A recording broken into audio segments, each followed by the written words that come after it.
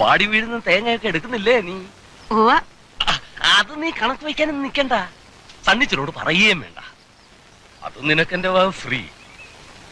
തീരുവായിട്ടും ആ പുരേ തന്നെ നീ താമസിച്ചോളാൻ പറഞ്ഞത്. ചില മനക്കണക്കുകളൊക്കെ കൂട്ടിയിട്ടാ. അതെനിക്കറിയാം. പിന്നെ നീ ഇതുവരെ എന്നെ ഒന്ന് വിളിക്കാഞ്ഞെന്താ? വിളിക്കാന്നേ? ഓ, ഇത് പറഞ്ഞു തുടങ്ങിയിട്ട് കൊല്ലം 3-4 ആ വഞ്ചിക്കാരൻ മാപ്പിളയെ പോലെ നിന്നെ ഞാൻ ചതിച്ചിട്ട് പോയൊന്നുമില്ല.